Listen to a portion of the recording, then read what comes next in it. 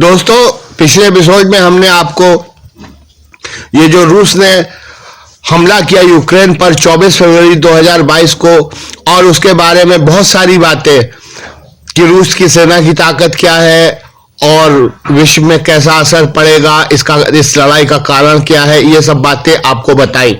मगर एक हृदय स्पर्शी बात जो दिल को छू लेने वाली एक बात है, वो जो यूक्रेन के राष्ट्रपति वोलोदिमीर जेलेंस्की ने पत्र लिखा रशिया के रूस के नागरिकों के नाम, और उन्होंने पत्र में क्या लिखा, उसका सार क्या है, यह मैं आपको बताना चाह रहा हूं। यूक्रेन के राष्ट्रपति वोलोदिमीर जेलेंस्की ने पत्र में लिखा कि पड़ोसी देश तो हमेशा एक दूसरे को सांस्कृतिक रूप से समृद्ध करते हैं, इससे हम पूरी तरह ना अलग थलग हो जाते हैं, ना पूरी तरह एक दूसरे से घुल मिल जाते हैं। यूक्रेन के राष्ट्रपति वोलोदिमीर जेलेंस्की ने अपने संबोधन में रूसी नागरिक से मदद की अपील की है।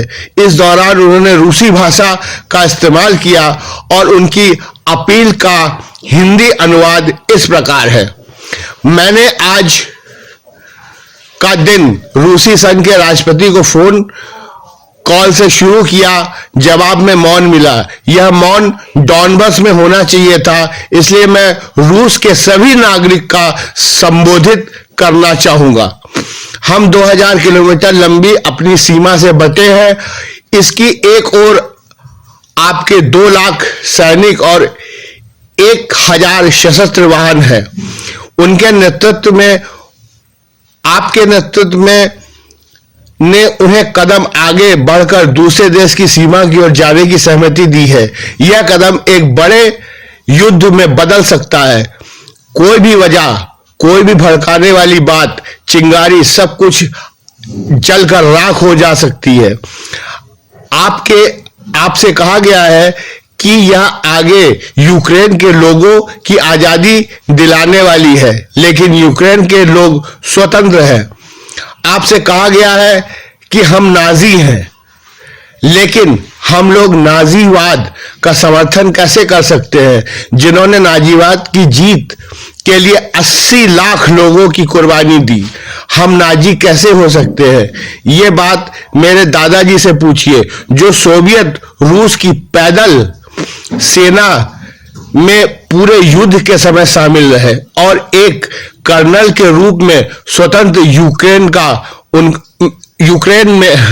यूक्रेन उनका देहांत हुआ। आपसे कहा गया है कि हम रूसी संस्कृति से नफरत करते हैं। हम किसी भी संस्कृति से कैसे नफरत कर सकते हैं? पड़ोसी देश तो हमेशा एक दूसरे के सांस्कृतिक रूप से समृद्ध करते हैं, इससे हम पूरी तरह ना अलग थलग हो जाते हैं, ना पूरी तरह एक दूसरे से घुल मिल जाते हैं। बेशक हम अलग हैं, लेकिन यह दुश्मन बनने वाली जगह नहीं होगी। आप तर्क की बात सुनिए। यूक्रेन के लोग शांति चाहते हैं, यूक्रेन के अधिकारी शांति चाहते हैं, इसके लिए वे सब कुछ कर रहे हैं। हम युद्ध नहीं चाहते।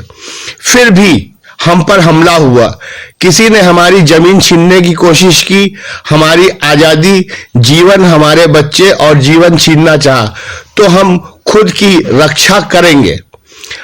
हम हमला नहीं करेंगे, लेकिन खुद की रक्षा करेंगे। हम पर हमला करके आप हमारा चेहरा देखेंगे, हमारी पीठ नहीं। युद्ध का मतलब दुख, रक्त, मिट्टी और हजारों बल्कि लाखों मौत होगा। आपसे कहा गया कि यूक्रेन रूस के लिए खतरा है। ऐसा ना पहले था, ना आज है, ना भविष्य में होगा, लेकिन युद्ध में यह गारंटी खत्म कर रहा है। किसी को भी सुरक्षा की गारंटी नहीं रहेगी। हम में सबसे ज्यादा नुकसान किसे होगा? लोगों को। कौन यह युद्ध सबसे कम चाहता है? लोग कौन है जो कि यह सब रोक सकता है? यह लोग आपके बीच है। मुझे यकीन है, मैं जानता हूं, मेरे भाषण रूस के टीवी पर नहीं दिखाया जाएगा, लेकिन रूस के लोगों को इसे देखना चाहिए। सच को जानना जरूरी है। सच यही है कि बहुत देर हो जाए उससे पहले यह रुकना चाहिए। अगर रूस के नेतृत्व में शांति की मेज पर आकर हमारे साथ नहीं बैठना चाहता तो शायद यह आपके साथ सीधे मेज पर बैठे। क्या रूसी युद्ध चाहते हैं? मैं इस सवाल का जवाब देना पसंद करूंगा, लेकिन जवाब आप निर्भर है।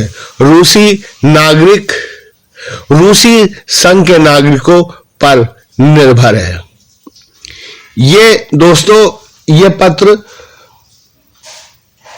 यूक्रेन के राष्ट्रपति ने अपने भाव, अपने विचार रूस के नागरिकों पे कहा, और ये भी कहा कि ये जो टैंक यूक्रेन की तरफ बढ़ रहे हैं, इसको रोकने में रूस की जनता ही जो है काबिल है, वही आवाज उठा सकती कि ये युद्ध विराम होना चाहिए, नहीं तो इसका परिणाम बहुत गलत होगा। मगर अफसोस ये है कि इस जो प्रदर्शनकारी है 1700 लोगों से भी ज्यादा लोगों को पुलिस ने पिछले कई घंटों में गिरफ्तार कर लिया है। देखते हैं आगे क्या होता है। विश्व संकट में है, ये तो आप समझ ही चुके हैं। थोड़ा सोचिए। अभी मिलते हैं फिर। अब मैं अंजन दास मिसाइल से आपसे विदा लेता हूं। धन्यवाद। स्वस्थ रहिए, सुरक्षित रहिए।